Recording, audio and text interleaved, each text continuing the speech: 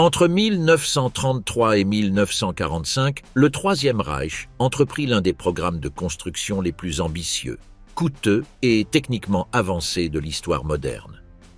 Il ne s'agissait pas seulement de bâtiments ou de forteresses, c'était la matérialisation en béton, acier et pierre d'une idéologie qui aspirait à durer 1000 ans. Des architectes de renom tels qu'Albert Speer et Fritz Todd, ainsi que des ingénieurs militaires d'élite, conçurent des structures dont l'échelle et la complexité suscitent encore l'émerveillement chez les historiens, archéologues et experts en ingénierie. La machine de construction nazie fonctionnait à plusieurs vitesses, simultanément. Tandis que Speer concevait le futur Berlin monumental rebaptisé Germania, avec des avenues de 7 km et un dôme de 200 mètres de diamètre qui ne fut jamais construit, l'organisation Todt versait des millions de tonnes de béton dans des bunkers, des bases sous-marines et des lignes de défense à travers toute l'Europe occupée. Les deux courants répondaient au même élan. La certitude que le Reich devait exprimer son pouvoir de manière physique, permanente, indestructible. Le béton était l'idéologie incarnée dans la matière. Le programme de construction était également un programme d'exploitation. Derrière chaque mégastructure se trouvaient des dizaines de milliers de travailleurs forcés, de prisonniers de guerre, de déportés et d'esclaves venus de tous les pays que le nazisme avait foulés. Le projet Ries en Silésie, le Mittelwerk en Thuringe, les bunkers du mur de l'Atlantique en France. Dans tous ces cas, le béton a été mélangé avec du sang. Cette dimension humaine, invisible sur les photographies actuelles des murs de plusieurs mètres d'épaisseur, est indissociable de toute analyse technique honnête de ce que représentèrent ces œuvres. Certaines de ces structures n'ont jamais été achevées. D'autres ont été détruites à la fin de la guerre.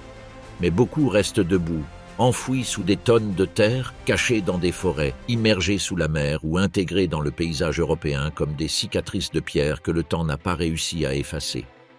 Ce qui suit est un parcours à travers les 20 mégastructures les plus impressionnantes que le nazisme a laissées sur la face de la Terre. Des bunkers capables de résister aux bombes atomiques, aux lignes de défense s'étendant sur des centaines de kilomètres, en passant par des nids d'aigles au sommet des Alpes et des bases sous-marines défiant les bombardements alliés. La ligne Siegfried, le nid de l'aigle, et la base sous-marine de l'Orient. La ligne Siegfried, connue en allemand sous le nom de Westwall, était la réponse nazie à la ligne Maginot française.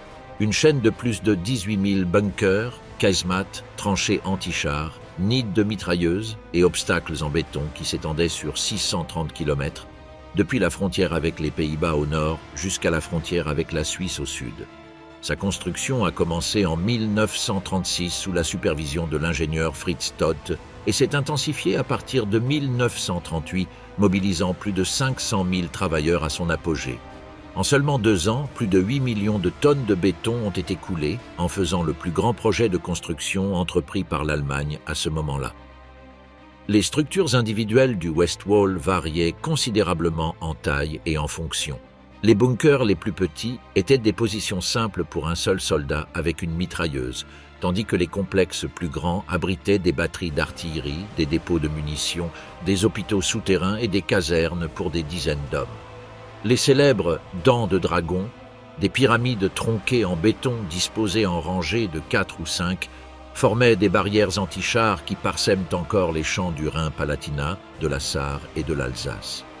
Beaucoup de ces obstacles restent à leur emplacement d'origine, partiellement recouverts par la végétation, car il s'avérait plus coûteux de les retirer que de les laisser en place.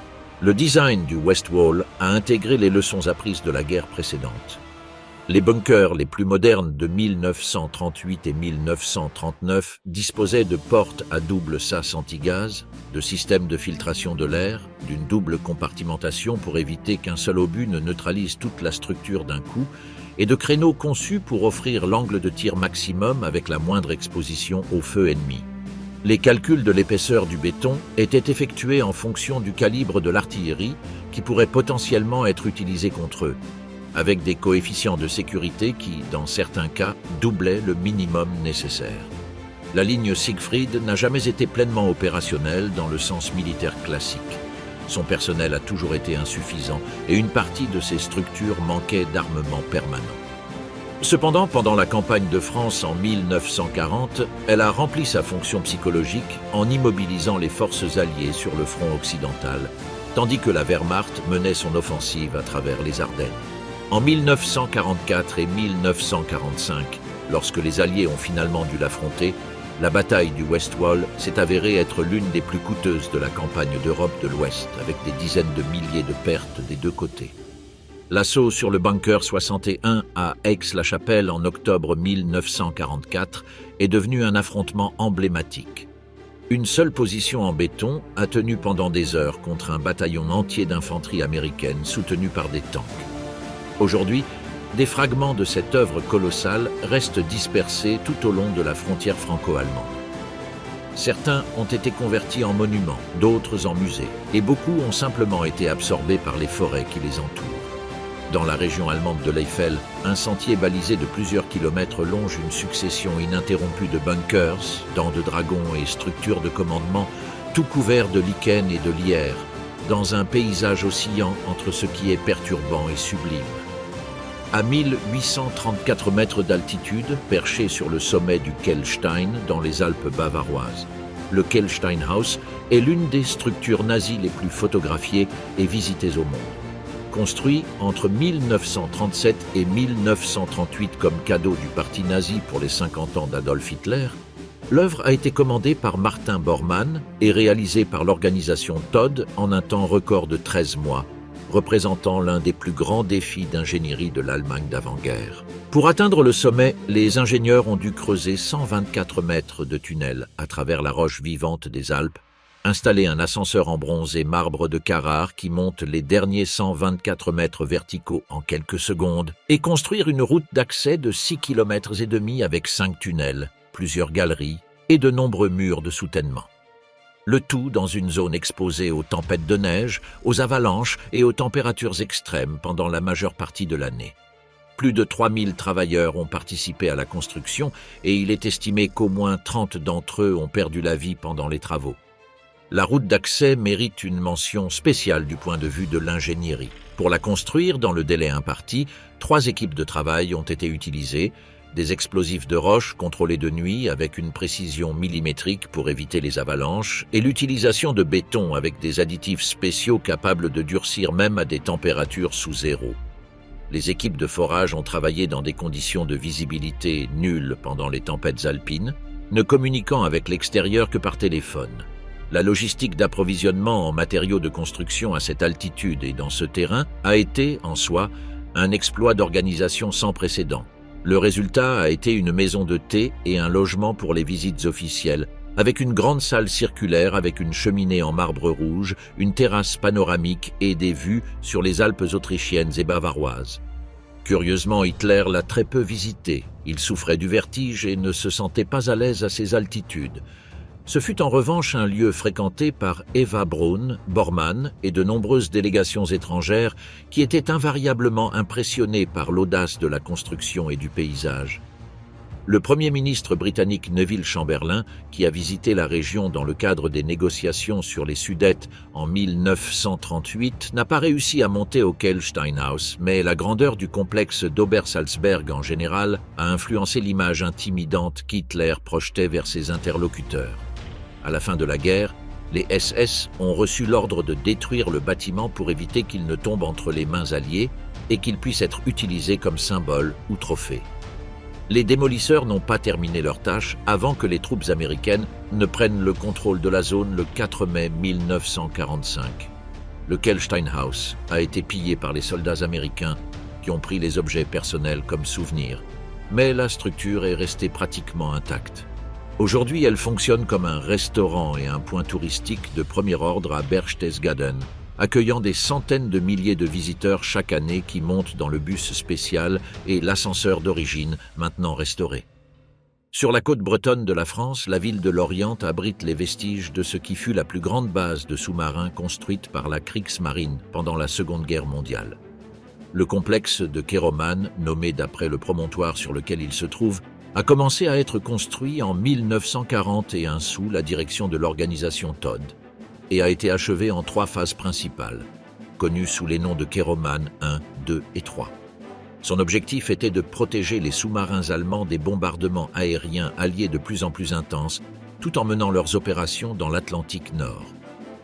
Les dimensions de la structure sont impressionnantes. Les toits en béton de Keroman 3 atteignent 7,5 mètres d'épaisseur à certains endroits, suffisamment pour résister à l'impact direct des bombes les plus lourdes disponibles à l'époque. Le complexe entier pouvait abriter simultanément plus de 30 sous-marins dans ses docks secs, avec des installations complètes de maintenance, réparation, torpilles et provisions. Une plateforme tournante hydraulique permettait de déplacer les sous-marins entre les docks sans avoir besoin de remorqueurs à l'intérieur du bunker, ce qui accélérera considérablement les temps de service. L'Orient est ainsi devenu le domicile de la 5e flottille de sous-marins, impliquée dans certaines des opérations les plus dévastatrices de la bataille de l'Atlantique. La base disposait de sa propre centrale électrique, des ateliers de précision pour la réparation de périscopes, des compresseurs de torpilles et des systèmes de navigation, des entrepôts de provisions pour des semaines, des installations médicales et des logements pour les équipages à terre. Le niveau d'autosuffisance du complexe était tel qu'il pouvait fonctionner de manière complètement indépendante de l'approvisionnement extérieur pendant de longues périodes, ce qui le rendait fonctionnel même pendant les blocus ou les coupures de communication superficielles causées par les bombardements. Les Alliés ont bombardé l'Orient en février 1943 avec une intensité sans précédent. Plus de 500 tonnes de bombes sont tombées sur la ville en 2 nuits consécutives, détruisant 90% du tissu urbain et faisant de l'Orient la ville française la plus dévastée de la guerre après Le Havre. Le bunker de Keroman, cependant, a à peine subi de dégâts. Ses occupants ont survécu à l'intérieur, pendant que la ville brûlait autour d'eux.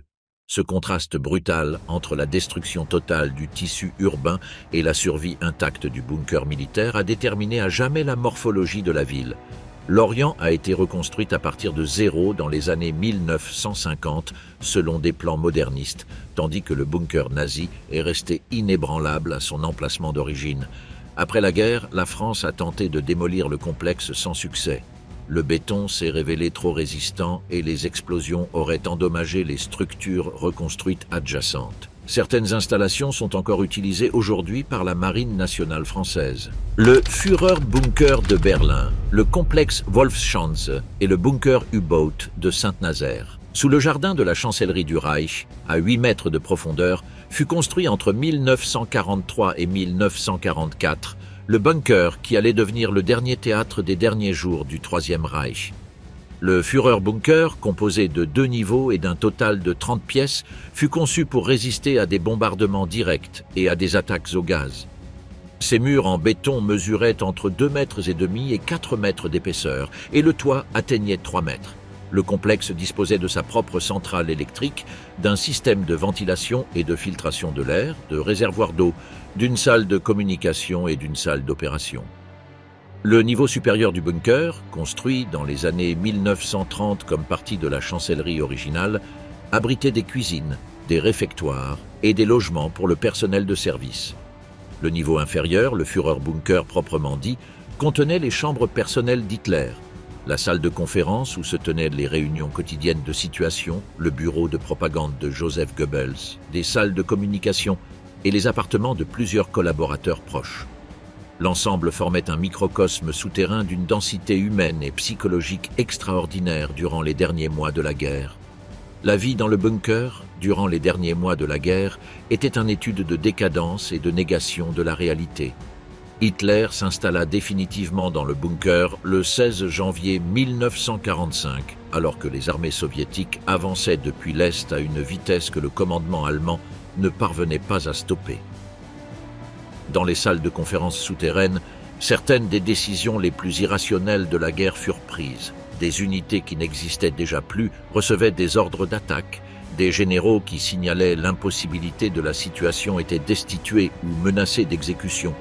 Et les cartes des opérations montraient une réalité qui ne correspondait pas du tout au champ de bataille.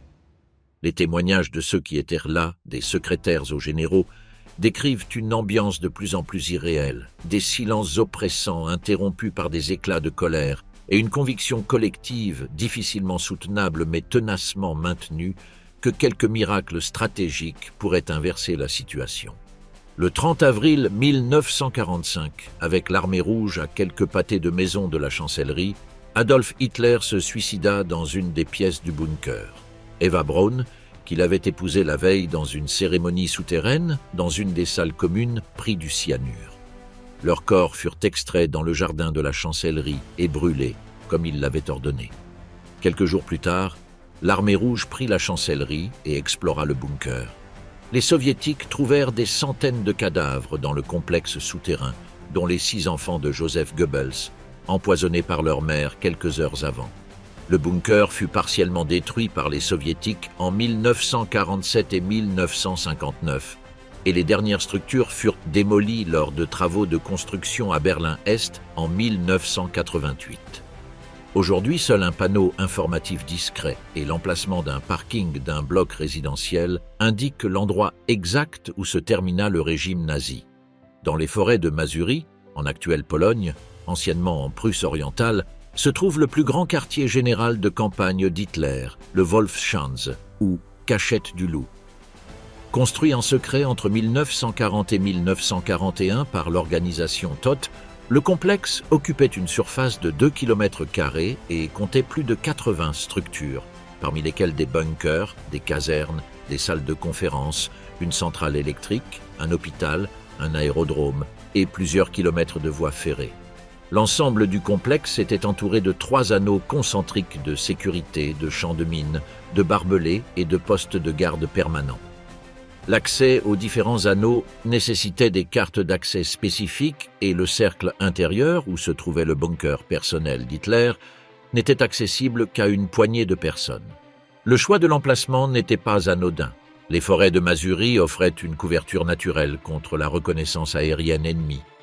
La zone était suffisamment éloignée pour garantir la sécurité, mais accessible en train depuis Berlin en quelques heures, et le terrain marécageux qui entourait le périmètre extérieur ajoutait une couche de protection naturelle contre les incursions terrestres.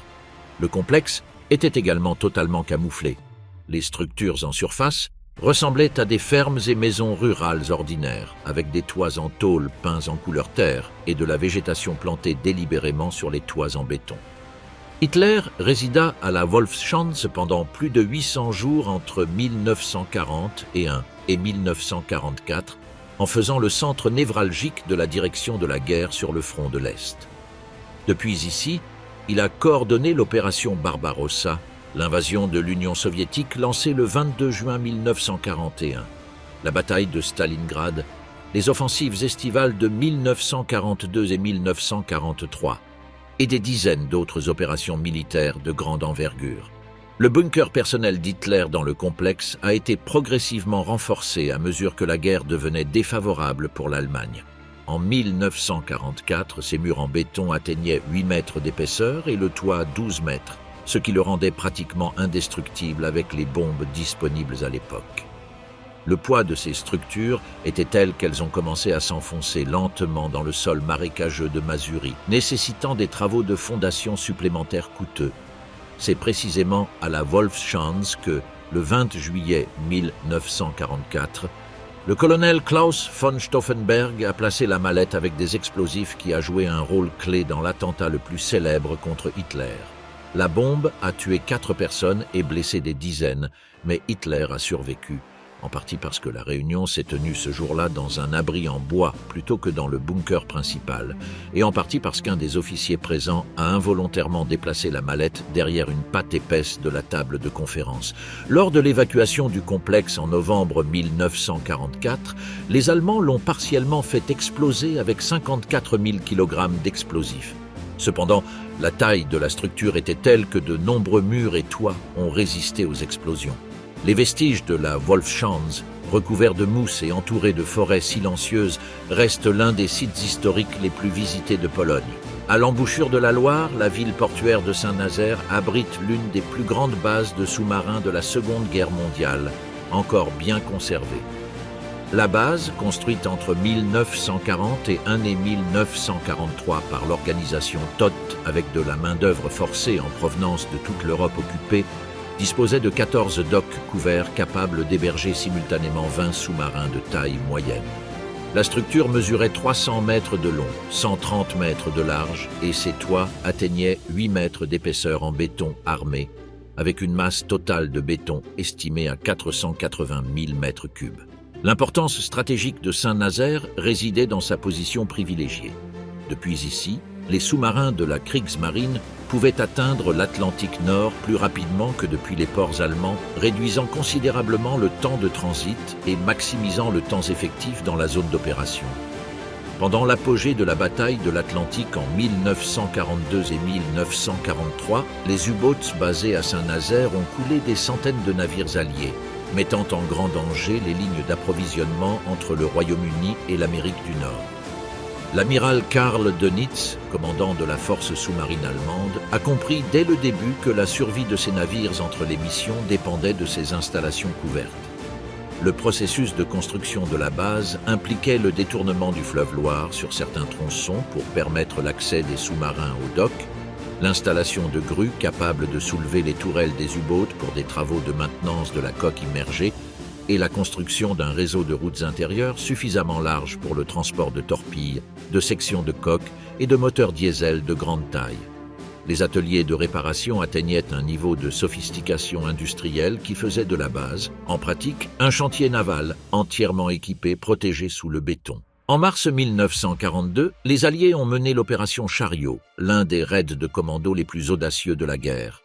Le destroyer HMS Campbelltown, chargé d'explosifs à sa proue, s'est délibérément lancé contre les portes du dock Normandie, la seule installation de l'Atlantique capable d'entretenir le cuirassé Tirpitz. L'explosion retardée du Campbelltown, produite des heures après lorsque plusieurs centaines de soldats allemands l'inspectaient, a détruit le dock et causé des centaines de pertes. Cependant, la base des sous-marins est restée intacte. Après la guerre, Saint-Nazaire n'a pas non plus réussi à démolir le bunker. Il était plus économique de le conserver. Aujourd'hui, il abrite l'écomusée de Saint-Nazaire, le sous-marin Espadon, en tant qu'exposant muséal et la base du chantier naval qui a construit certains des plus grands croiseurs du monde. La base sous-marine de Brest, le château de Wewelsburg et le mur de l'Atlantique. La ville bretonne de Brest, située à l'extrémité occidentale de la France, a été le site d'une autre des grandes bases sous-marines nazies. La base, connue sous le nom de base sous-marine de Brest, a été construite entre 1941 et 1942 et disposait de 15 quais pouvant accueillir 42 sous-marins.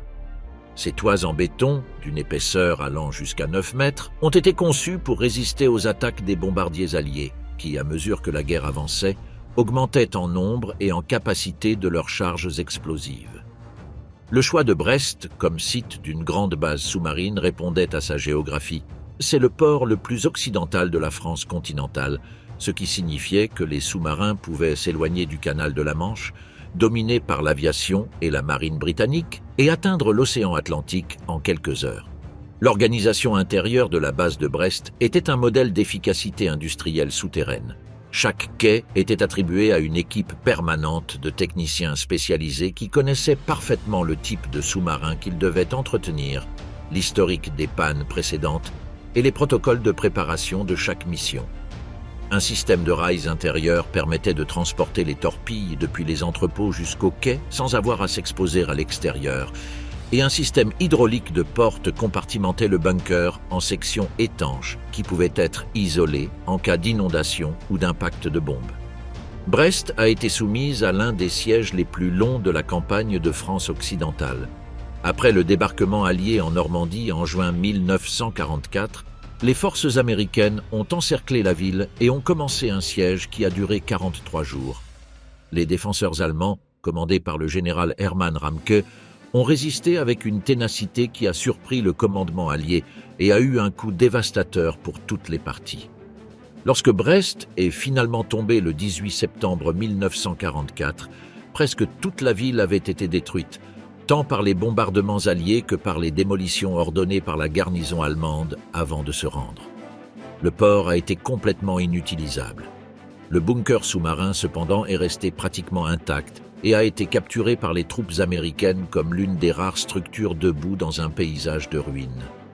Aujourd'hui, le bunker de Brest est une rareté architecturale au cœur d'une ville moderne, reconstruite depuis zéro dans les années 1950 selon les plans de l'architecte Jean-Baptiste Maton.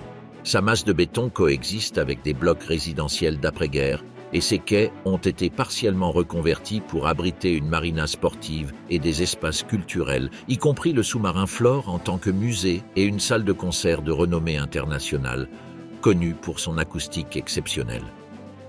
L'épaisse couche de béton qui a protégé les sous-marins allemands reste trop coûteuse et dangereuse à démolir. Dans la région de Westphalie, au nord de l'Allemagne, le château triangulaire de Wewelsburg a été acquis par les SS en 1934 et transformé par Heinrich Himmler en centre idéologique et rituel de l'élite noire du régime. Himmler nourrissait des ambitions mystiques bien au-delà de la simple doctrine politique. Il voulait créer à Wewelsburg un nouveau centre du monde, une Rome du Nord, à partir de laquelle les SS projetteraient leur pouvoir spirituel sur le futur Reich de Milan. L'architecte chargé du projet était Hermann Bartels, qui travailla pendant des années sur les plans d'une installation devant couvrir plusieurs kilomètres carrés et transformer complètement la vallée de la rivière Alm. Les plans originaux de Himmler pour Wewelsburg étaient d'une grande ambition. Le château existant serait le noyau d'un complexe comprenant de nouvelles résidences pour les hauts dirigeants des SS, une école de formation idéologique, des bâtiments administratifs et culturels, et une grande place circulaire d'1 kilomètre de diamètre entourée de colonnes, conçues selon le modèle des forums impériaux romains. L'ensemble formerait la nouvelle capitale symbolique de l'ordre des SS, comparable en signification à ce que Rome représentait pour l'Empire romain ou à ce que Saint Jacques de Compostelle représentait pour l'Église catholique. La rénovation et l'agrandissement du château du XVIIe siècle constituaient la première phase de cette œuvre qui devait être achevée en 30 ans, mais qui est restée inachevée à la fin de la guerre. La joyau du complexe était la tour nord dont le rez-de-chaussée abritait la crypte ou salle des morts, un espace circulaire avec des voûtes en pierre et un socle central où il était supposé que les blasons des plus hauts responsables des SS décédés devaient être déposés. Le système de ventilation de la crypte avait été conçu pour créer des courants d'air alimentant des flammes éternelles au-dessus du socle, transformant l'espace en une sorte de temple funéraire païen. À l'étage supérieur se trouvait la salle des 12, connue sous le nom de Obergruppenführersaal, une salle circulaire de 14 mètres de diamètre avec un sol en mosaïque reproduisant le Schwarze-Sonne, ou soleil noir, symbole occultiste des SS qui est aujourd'hui l'une des images les plus reconnaissables de l'iconographie ésotérique du nazisme et qui continue d'être revendiquée par des groupes néo-nazis dans le monde entier. Pour mener à bien les travaux d'extension, Himmler établit près du château le camp de concentration de Niederhagen, dont les prisonniers furent les principaux ouvriers de la construction. On estime que plus de 1200 personnes sont mortes pendant les travaux. À la fin de la guerre, en mars 1945, les SS firent exploser les 2 tours principales du château pour éviter qu'elles ne tombent entre les mains alliées. La tour nord survécut. Aujourd'hui, le château est un musée consacré au nazisme et aux SS, avec une attention particulière aux idéologies qui soutenaient le régime. Et il est l'un des lieux de pèlerinage involontaire les plus perturbants de l'Europe contemporaine. Le mur de l'Atlantique fut le projet de défense côtière le plus ambitieux de la Seconde Guerre mondiale et l'un des plus grands efforts de construction de toute l'histoire militaire. Ordonné par Hitler en décembre 1941 après l'entrée des États-Unis dans la guerre, l'Atlantic Wall devait couvrir toute la côte occidentale européenne, du Cap Nord en Norvège à la frontière hispano-française dans les Pyrénées, plus de 2700 km de côte. Tout au long de cette zone, des milliers de bunkers d'artillerie, de nids de mitrailleuses, de batteries côtières, d'obstacles anti-chars et anti-débarquement, de réseaux de communications souterraines et de casernes pour les troupes de défense ont été construits. L'ampleur du projet nécessita l'emploi de l'organisation Todt à pleine capacité, avec une main-d'œuvre pouvant atteindre 1 million de personnes pendant les périodes de plus grande activité, principalement des travailleurs forcés venus des pays occupés. Plus de 17 millions de mètres cubes de béton et plus d'1,5 million de tonnes d'acier furent consommés. Les batteries les plus puissantes du mur, comme la batterie Todt à Pas-de-Calais, disposaient de canons de 38 cm capables d'atteindre les côtes anglaises, situées à seulement 30 km de distance. L'organisation de l'Atlantic Wall suivait un système de classification des points de défense en fonction de leur importance stratégique. Les positions de combat individuelles abritaient entre 5 et 10 hommes avec des armements légers.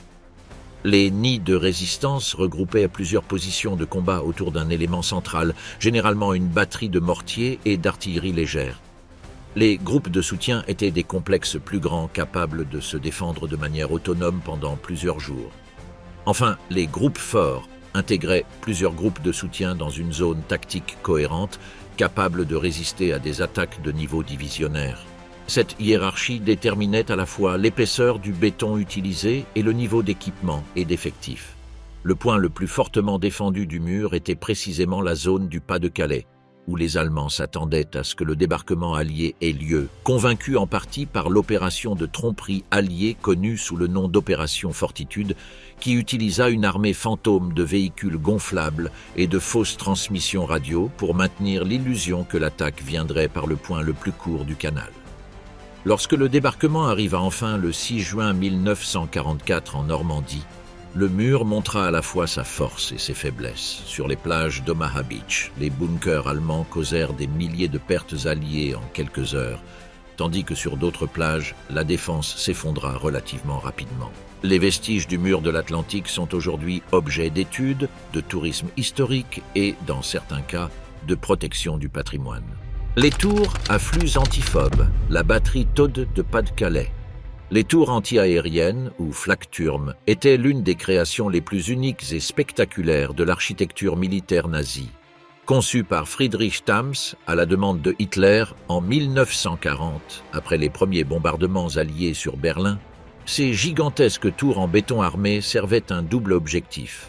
Comme plateforme pour des batteries anti-aériennes de gros calibre capables d'atteindre des altitudes allant jusqu'à 10 000 mètres et comme refuge anti-bombardement pour des dizaines de milliers de civils. Au total, 8 tours de ce type ont été construites dans 3 villes, Berlin, Hambourg et Vienne. Chaque complexe se composait d'une tour de combat et d'une tour auxiliaire pour le contrôle et les communications, interconnectées entre elles. Le design des tours a évolué au fil de 3 générations.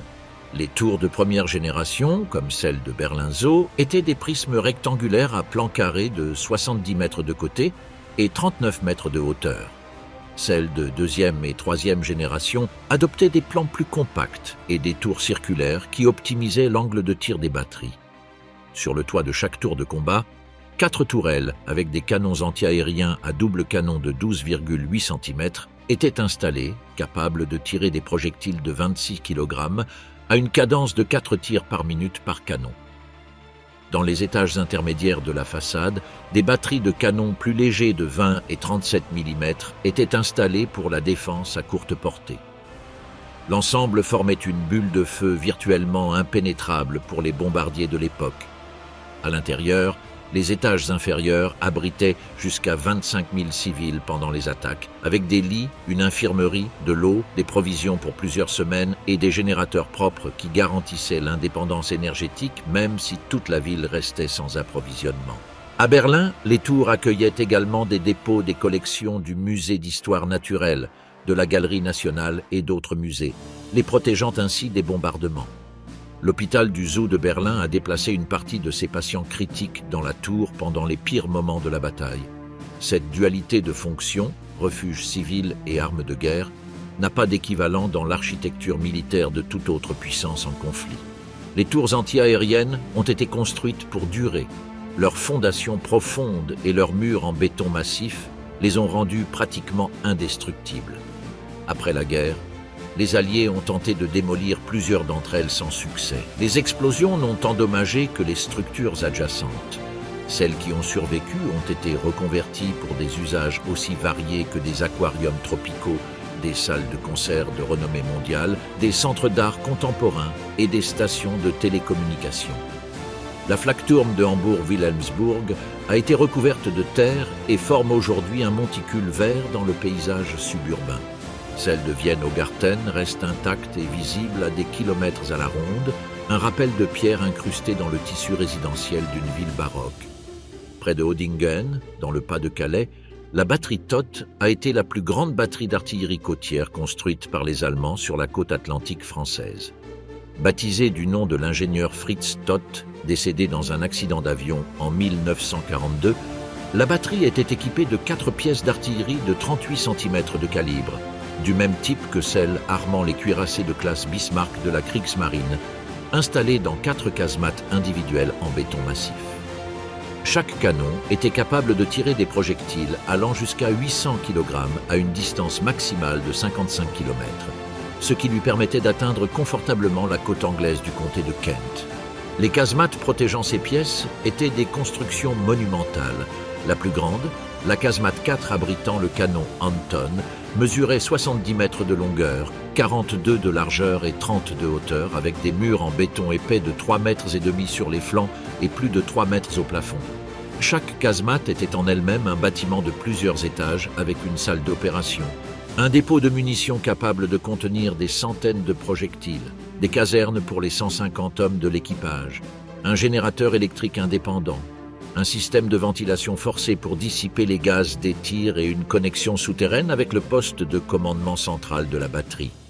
La mécanique des canons était un prodige d'ingénierie navale adapté à l'utilisation terrestre. Le montage rotatif permettait d'orienter chaque pièce dans un arc de 120 degrés sans déplacer la casemate, et le mécanisme de levage pouvait ajuster l'angle de tir de 2 à 40 degrés. Le rechargement des projectiles de 800 kg nécessitait un système de grues et de plateformes hydrauliques entièrement automatisées qui pouvaient répéter le cycle de chargement en environ 2 minutes et demie. La précision du tir à 50 km dépendait d'un système de contrôle balistique qui intégrait des données météorologiques en temps réel, des corrections pour la rotation de la Terre et des calculs de dérive du projectile. La batterie entra en service en 1942 et tira contre des cibles au Royaume-Uni, contre des convois alliés dans la Manche et contre la ville de Douvres, qui reçut le surnom de Hellfire Corner. Les Alliés n'ont jamais réussi à la neutraliser par des bombardements, car les casemates résistaient pratiquement à toutes les bombes disponibles à l'époque. Les bombes Tallboy de 10 tonnes, développées par Barnes-Wallis, arrivèrent trop tard et en quantités insuffisantes pour avoir un impact avant qu'elles ne soient capturées par l'armée canadienne en septembre 1944. L'une des 4 casemates a été convertie en musée du mur de l'Atlantique, l'un des mieux équipés d'Europe sur ce sujet. La base sous-marine de Bordeaux et le bunker de La Rochelle. Dans l'estuaire de la Garonne, la base de sous-marins de Bordeaux était le complexe le plus au sud des grandes installations de la Kriegsmarine sur la côte atlantique française. Construite entre 1941 et 1943, l'installation de Bordeaux-Bacalan comptait 11 bassins, capables d'accueillir 12 sous-marins et des toits en béton, pouvant atteindre 5,5 mètres d'épaisseur. La base de Bordeaux était également le point de départ d'expéditions à longue portée qui envoyaient des sous-marins allemands dans les océans Indien et Pacifique pour coordonner des opérations avec le Japon, transporter des matériaux stratégiques tels que le caoutchouc, le tungstène et l'étain, et échanger des technologies navales entre les 2 partenaires de l'Axe.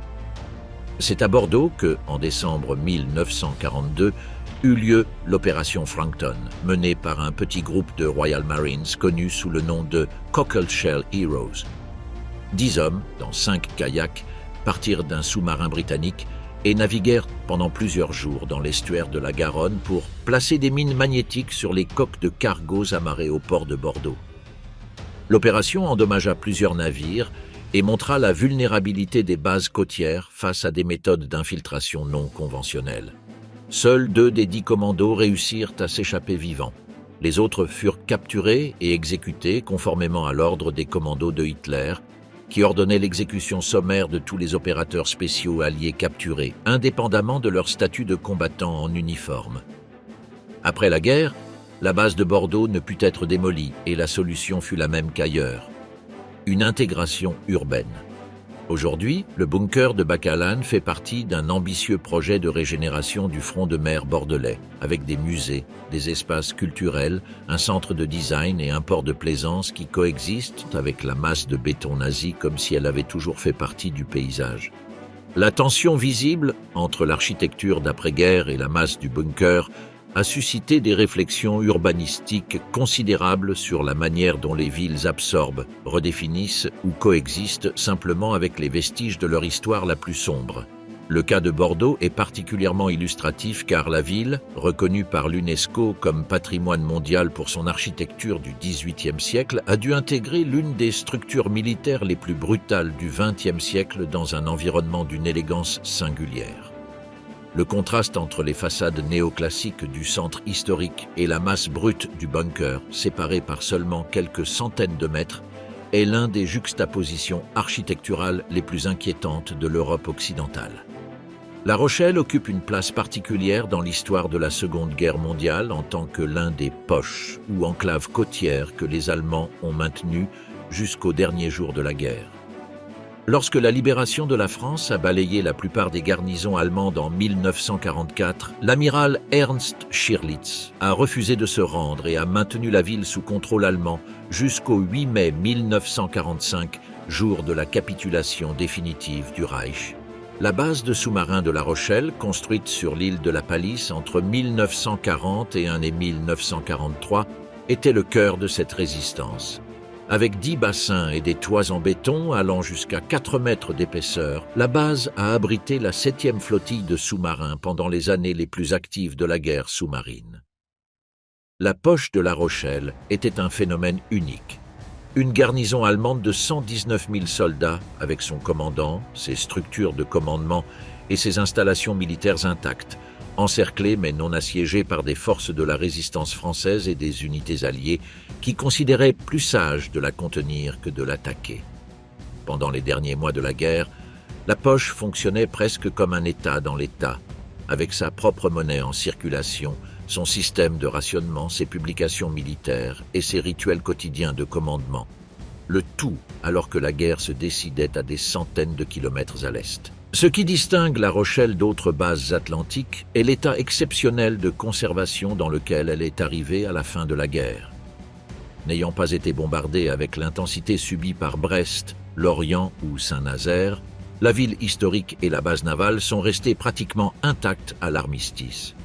La base de La Rochelle fut la première des bases sous-marines atlantiques à être reconvertie pour un usage civil, précisément grâce à son excellent état de conservation.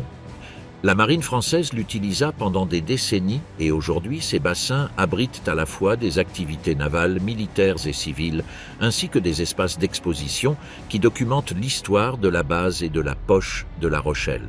Le projet Riez et le Führermuseum de Linz. Dans les montagnes Aule, en Silésie, entre 1943 et 1945, l'un des projets de construction souterraine les plus mystérieux du Troisième Reich a été réalisé. Le projet Riez, dont le nom signifie « géant » en allemand, consistait en l'excavation d'un réseau de tunnels et de salles souterraines dans le massif montagneux des Sudètes, avec un volume total d'espace creusé estimé entre 200 000 et 300 000 mètres cubes. Le projet était divisé en plusieurs complexes séparés, répartis sous différents sommets du massif, reliés entre eux par un réseau de routes de montagne et une ligne ferroviaire spécialement construite pour le transport des matériaux. Parmi les complexes individuels se distinguaient Włodarz, Ossówka, Rzeczka, Sokolec et le plus grand de tous, situé sous le château de Książ. Les théories sur sa fonction sont multiples. L'hypothèse officielle la plus acceptée est qu'il s'agissait d'un complexe de quartier général pour Hitler et le haut commandement de la Wehrmacht, alternatif à la Wolfschanze à l'est et conçu pour être inexpugnable face aux bombardements qui, en 1943, dévastaient déjà le territoire allemand. Les plans partiels récupérés après la guerre montrent des salles de conférence, des bureaux, des centres de communication et des systèmes de ventilation correspondant aux besoins d'un état-major. D'autres théories suggèrent que certains des tunnels servaient à la production d'armements avancés, possiblement liés au programme de missiles V1 et V2 ou à d'autres technologies secrètes dont le niveau de documentation disponible reste encore insuffisant. Ce qui complique l'analyse du projet Riez, c'est son état d'inachèvement à la fin de la guerre. Aucun des complexes individuels n'a été terminé, ce qui signifie que les salles creusées n'ont jamais reçu les revêtements, installations et équipements définitifs qui auraient permis d'identifier leurs fonctions avec certitude. Les galeries principales ont été creusées et, dans certains cas, renforcées avec du béton, mais dans d'autres, elles sont simplement ouvertes dans la roche. Les systèmes de ventilation et de drainage sont restés partiellement installés. Les archéologues et chercheurs travaillant sur le projet depuis les années 1990 ont pu cartographier plusieurs dizaines de kilomètres de galeries, mais la plupart du système reste inaccessible en raison d'inondations, d'effondrements ou de scellage délibéré. Le coût humain a été catastrophique. Entre 13 000 et 30 000 prisonniers des camps de concentration de Gross-Rosen et de ses sous-camps ont été employés, et on estime que plus de 5 000 d'entre eux sont morts pendant les travaux. Lorsque l'armée rouge a avancé vers la Silésie en janvier 1945, la construction a été abandonnée, la plupart des tunnels ont été scellés ou inondés et tous les documents relatifs au projet ont disparu. La légende du « train d'or nazi », supposément enterré dans l'un des tunnels de Silésie, continue de susciter des expéditions de recherche qui, à ce jour, n'ont pas donné de découvertes vérifiables. Le projet le plus mégalomane et le moins connu de toute la mégalomanie nazie était paradoxalement celui qui n'a jamais existé, le Führermuseum de Linz. Adolf Hitler, né à Braunau am Inn et partiellement élevé dans la ville autrichienne de Linz, nourrissait depuis sa jeunesse le rêve de faire de cette ville la capitale culturelle du monde. Lorsqu'il est arrivé au pouvoir, ce rêve s'est transformé en un projet concret et extraordinairement détaillé. Linz serait reconstruite depuis ses fondations pour devenir la ville la plus belle et monumentale d'Europe, surpassant en grandeur Vienne, Paris et Rome. L'architecte Hermann Giesler a été chargé de créer les plans du nouveau Linz, un projet que Hitler révisait personnellement et avec lequel il passait des heures à manipuler le modèle à l'échelle construit dans le bunker de Berlin pendant les derniers mois de la guerre. Le noyau du nouveau Linz serait le Führermuseum, un complexe de musées et de galeries qui abriterait la plus grande collection d'art du monde, supérieure en extension et en valeur à tout musée existant. Pour ce faire, Hitler et son agent d'acquisition Walter Andreas Hofer ont lancé le plus grand programme de pillage artistique de l'histoire.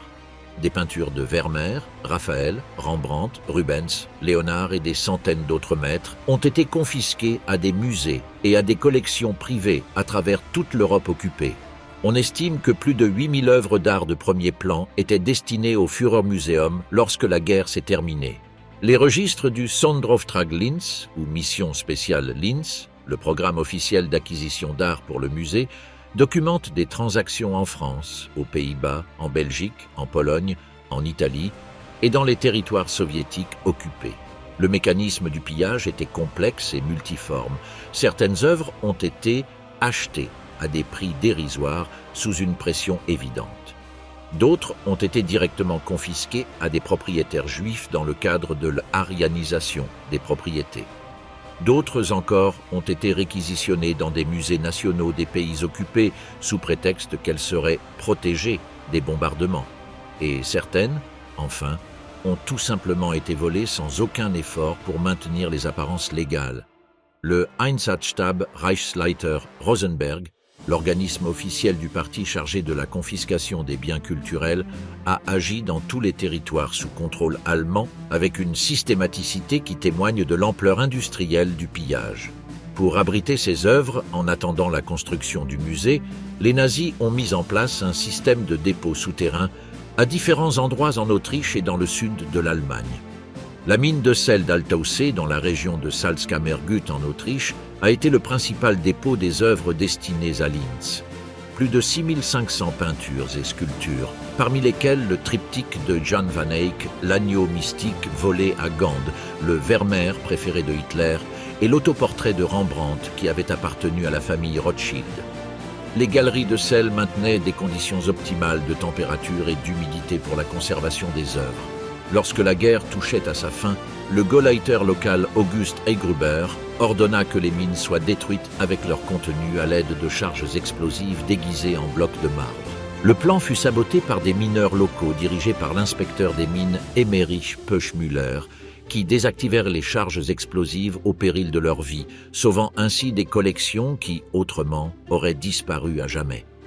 Les œuvres récupérées à Altossee et dans d'autres dépôts des territoires libérés font encore l'objet de litiges de restitution devant les tribunaux de plusieurs pays aujourd'hui. On estime qu'il reste encore des dizaines de milliers d'œuvres d'art pillées par le régime nazi qui n'ont pas été identifiées ou restituées. Le Kur souterrain de Mittelwerk et le bunker de communication Zeppelin. Dans les montagnes du Harz, en Thuringe centrale, entre 1943 et 1945, se trouvait la fabrique la plus macabre du Troisième Reich. Le Mittelwerk, ou Uvre centrale, un complexe de tunnels creusés à l'intérieur d'une montagne où furent fabriqués en série les missiles balistiques M2, les premières armes de ce type utilisées en combat dans l'histoire. Le complexe exploitait un réseau de tunnels miniers préexistants qui furent étendus par des prisonniers du camp de concentration de Dora, établis spécifiquement pour fournir de la main-d'œuvre à l'usine. Le choix de l'emplacement était motivé par des critères de sécurité. À plus de 100 mètres sous la roche, la production était invulnérable à toute attaque conventionnelle et la dispersion de la production à l'intérieur du Reich réduisait les risques des attaques alliées de plus en plus fréquentes contre les usines d'armement. Le Mittelwerk se composait de 2 tunnels parallèles de 1800 mètres de longueur chacun, avec une section transversale d'environ 100 mètres carrés, reliée par 46 tunnels transversaux où se déroulaient les différentes étapes de l'assemblage. La température constante de 12 degrés Celsius et l'humidité élevée de l'intérieur rendaient le travail extrêmement difficile. Au plus fort de la production, le Mittelwerk produisait environ 600 missiles V2 par mois, en plus des composants pour les V1. Au total, environ 5789 missiles FANP-2 furent fabriqués dans les installations, dont environ 3170 furent lancés contre des cibles au Royaume-Uni, en Belgique et aux Pays-Bas. Chaque SAM-2 causait en moyenne entre 2 et 3 victimes, mais la terreur psychologique d'une arme supersonique sans possibilité d'interception ni d'avertissement préalable multipliait son impact au-delà des dégâts matériels. Le coût humain fut catastrophique. Environ 60 000 prisonniers passèrent par le système des camps de Dora-Mittelwerk, dont on estime que entre 12 000 et 20 000 moururent à cause de l'épuisement, de la faim, des maladies, des mauvais traitements et des exécutions sommaires de travailleurs accusés de sabotage. Le Mittelwerk fut capturé par les troupes américaines en avril 1945. Les dernières semaines, avant de céder la zone au contrôle soviétique, les Américains déplacèrent des missiles complets, des pièces de rechange, de la documentation technique et l'équipe scientifique dirigée par Werner von Braun, dont les connaissances s'avérèrent essentielles pour le programme spatial américain. Les tunnels du Mittelwerk sont toujours partiellement accessibles et font partie du Gedenkstätte Mittelbau-Dora, un mémorial dédié aux victimes du camp. À 65 km au sud de Berlin, dans la forêt de Funsdorf, entre 1937 et 1940, fut construit l'un des complexes de communication militaire souterrains les plus avancés de la Seconde Guerre mondiale.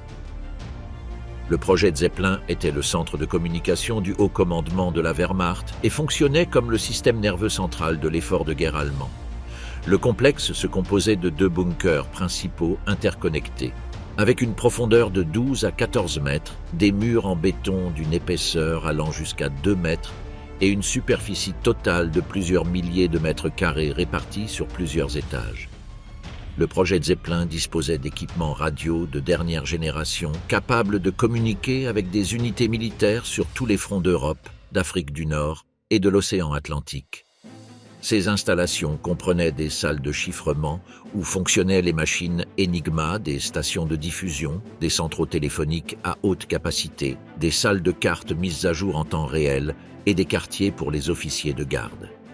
Le système d'antennes extérieures, réparties sur plusieurs kilomètres carrés de forêt pour rendre leur identification depuis les aires plus difficiles, était capable de transmettre et de recevoir sur toutes les bandes de fréquences utilisées par les forces allemandes. Ce qui rend le projet Zeppelin particulièrement remarquable d'un point de vue architectural, c'est son système de camouflage. Les bunkers ont été construits sous ce qui semblait être une installation forestière ordinaire, avec des arbres plantés sur les toits, des chemins d'accès conçus pour se fondre dans les routes forestières existantes et des bâtiments en surface qui ressemblaient à des fermes.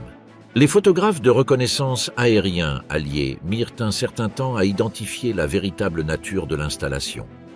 Après la guerre, le complexe fut pris par les Soviétiques, qui l'utilisèrent comme centre de commandement pour le groupe d'armées soviétiques en Allemagne pendant des décennies, ajoutant leurs propres extensions et modifications. Certaines parties du complexe peuvent être visitées aujourd'hui dans le cadre du musée de Wunsdorf, qui était connu sous le nom de « la ville interdite » pendant la guerre froide. Le mur de l'Est et le complexe de Nordhausen. Alors que le mur de l'Atlantique et la ligne Siegfried sont bien connus dans le monde entier, la ligne de défense orientale de l'Allemagne reste beaucoup moins documentée dans l'historiographie populaire. L'Ostwall, mur de l'Est, était une série de systèmes de défense construits principalement entre 1944 et 1945 le long de la frontière orientale du Reich, de la mer Baltique aux Carpates, dans une tentative désespérée d'arrêter l'avancée de l'armée rouge après les défaites dévastatrices de Stalingrad et de Koursk. Contrairement à la ligne Siegfried, construite méthodiquement au cours des années avec des critères techniques rigoureux, l'Ostwall fut élevé sous une pression temporelle immense et avec des ressources en diminution, ce qui détermina son caractère plus improvisé, mais aussi, paradoxalement, plus varié dans les solutions techniques. L'Ostwall comprenait plusieurs lignes de défense distinctes, parmi lesquelles se distinguait la ligne Panthère-Odin, qui utilisait les rivières Narva, Daugava et Dniepr comme obstacles naturels, renforcés par des bunkers, des tranchées, des obstacles anti-chars et des positions d'artillerie. Dans la partie centrale du front, la ligne des lacs de Mazurie en Prusse orientale fut massivement renforcée par des structures en béton qui complétaient les obstacles naturels, créant un labyrinthe défensif qui, en théorie, devait arrêter ou au moins ralentir considérablement toute avancée soviétique. Les villes déclarées « forteresses » par Hitler ajoutaient une autre dimension à la complexité de l'Ostwall. Breslau, Königsberg, Poznan et Danzig furent transformées en positions défensives urbaines avec des systèmes de bunkers intégrés dans les sous-sols des bâtiments, des barricades en béton dans les rues principales, des dépôts de munitions dans les églises et des casernes dans les hôtels. La défense de ces villes jusqu'au dernier homme et dernière balle, comme l'ordonnait Hitler, eut des conséquences dévastatrices tant pour les garnisons allemandes que pour les populations civiles coincées à l'intérieur. Königsberg tomba en avril 1945 après une bataille de plusieurs jours qui détruisit pratiquement toute la ville historique. Breslau se rendit le 6 mai 1945, seulement 2 jours avant l'armistice général. Les vestiges de l'Ostwall sont aujourd'hui certains des systèmes de défense les moins visités et étudiés de la Seconde Guerre mondiale, en partie parce qu'ils s'étendent sur des territoires qui appartiennent actuellement à la Pologne, aux États baltes, à la Russie et à la Biélorussie, et en partie parce que la dévastation finale de la guerre et des décennies d'abandon ont laissé de nombreuses structures dans un état de dégradation avancée. Les recherches archéologiques dans ces zones progressent, mais elles restent fragmentaires. Lié de près au Mittelwerk, mais constituant en soi une œuvre de grande envergure, le système d'installation souterraine de Nordhausen fut le plus grand complexe industriel souterrain du Troisième Reich. Au-delà des tunnels principaux du Mittelwerk où étaient fabriquées les fusées F-2, la région de Nordhausen comprenait des installations de stockage supplémentaires creusées dans des collines voisines, des voies ferrées souterraines pour le transport de composants et de produits finis, des ateliers de précision pour la fabrication de systèmes de guidage et d'instrumentation, ainsi que le camp de concentration de Dora et ses sous-camps satellites qui formaient un système d'exploitation du travail intégré à la production industrielle. Le rayon d'influence du complexe de Nordhausen s'étendait sur plusieurs kilomètres dans toutes les directions. Une ligne ferroviaire spéciale reliait les tunnels du Mittelwerk aux installations d'essai et aux principales voies d'approvisionnement.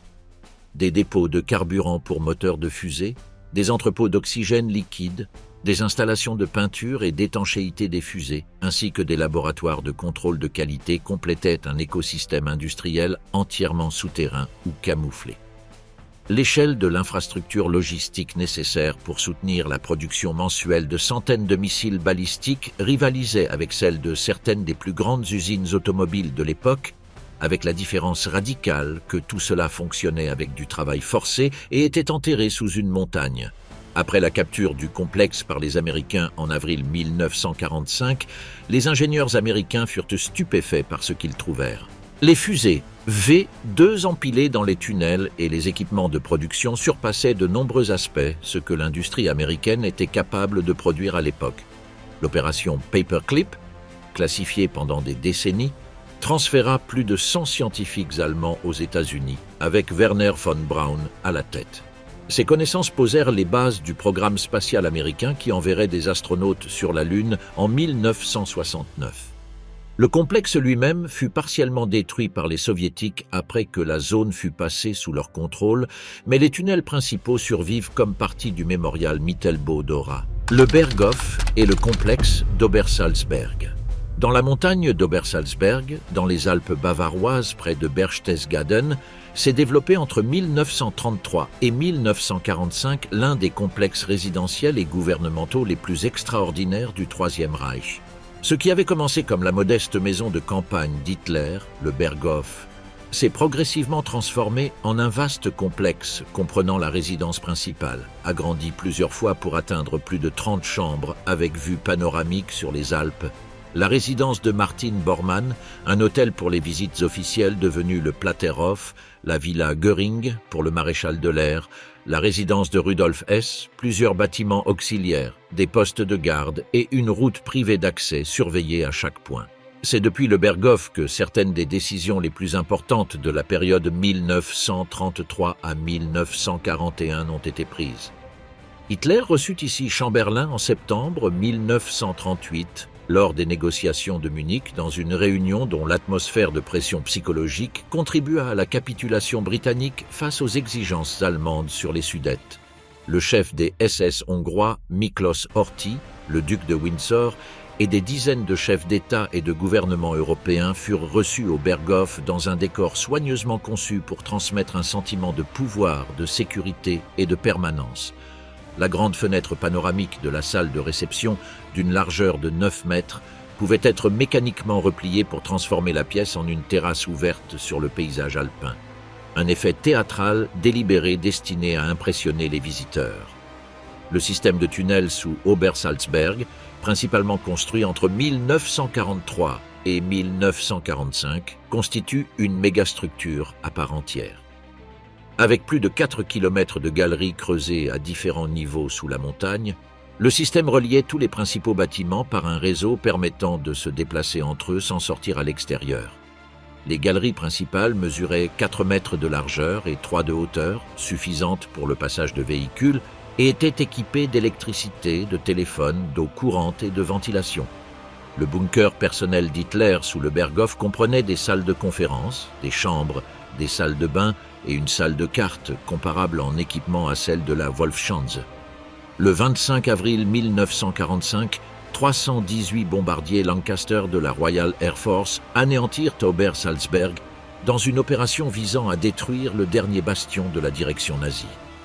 Le Berghof resta en ruine, tout comme la plupart des bâtiments en surface. Les SS incendièrent les restes dans les jours qui suivirent pour éviter qu'ils ne deviennent des lieux de pèlerinage. Seuls les tunnels survécurent pratiquement intacts. Aujourd'hui, le complexe est la principale base du tourisme historique de Berchtesgaden, avec un important centre de documentation sur le nazisme et un accès partiel aux tunnels, qui reste l'un des sites les plus évocateurs de toute la topographie du pouvoir nazi. Les 20 mégastructures décrites tout au long de ce parcours ont en commun quelque chose qui va au-delà de leur échelle ou de leur fonction militaire, la permanence. Le béton nazi s'est avéré, dans de nombreux cas, plus durable que le régime qui l'a construit. Des bunkers conçus pour résister à des bombes de plusieurs centaines de kilos ont survécu à des décennies de tentatives de démolition. Des tunnels creusés avec du travail forcé attendent toujours d'être complètement cartographiés. Des lignes de défense qui s'étendèrent sur des centaines de kilomètres parsèment les champs et forêts d'Europe comme des cicatrices topographiques que la végétation n'a pas encore effacées complètement. L'archéologie de la Seconde Guerre mondiale est une discipline en plein essor qui produit chaque année de nouvelles découvertes. Dans les forêts polonaises, de nouvelles structures du projet RISE sont identifiées. Sur les côtes du mur de l'Atlantique, les travaux d'érosion mettent en évidence des éléments qui étaient enfouis depuis des décennies sous les dunes. Dans les Alpes, la fusion accélérée des glaciers révèle des installations montagnardes qui étaient restées cachées sous la glace depuis 1945. Chaque nouvelle révélation ajoute un fragment de plus à la compréhension de l'ampleur, du coût et de la logique destructrice d'un effort de construction qui a consommé d'énormes ressources et des millions d'heures de travail forcé au service d'un régime qui a duré 12 ans au lieu des 1000 ans promis. Un aspect rarement inclus dans les visites touristiques ou les documentaires de vulgarisation est la dimension technique de l'héritage constructif nazi. Certains des progrès en ingénierie du béton, dans les techniques de creusement dans la roche, les systèmes de ventilation souterrains et la logistique des grandes œuvres développées sous la pression des délais et des exigences militaires du Troisième Reich ont été par la suite étudiés et parfois appliqués par des ingénieurs civils après la guerre. Le béton préfabriqué haute résistance, les techniques de coffrage permettant de construire des surfaces courbes d'une grande épaisseur, les systèmes d'imperméabilisation des structures souterraines dans des terrains à haute nappe phréatique. Toutes ces connaissances, indépendamment du contexte dans lequel elles ont été développées, ont fait partie du savoir-faire technique que l'ingénierie civile européenne a utilisé pour la reconstruction d'après-guerre et dans les grands projets d'infrastructure des années 1950 et 1960. La question de savoir combien il reste encore à découvrir n'a pas de réponse définitive. Chaque année, quelque part en Europe, une excavation de travaux publics, une tempête qui érode une pente ou la publication d'un dossier déclassifié ajoute un nouvel élément à la carte des infrastructures secrètes du Troisième Reich. Le sous-sol européen cache des secrets que les propres constructeurs n'ont pas eu le temps de documenter avant la défaite et que les vainqueurs n'ont pas toujours eu intérêt à révéler. Ce qui a été décrit dans ces pages représente l'état actuel des connaissances, en sachant qu'il est très probablement incomplet.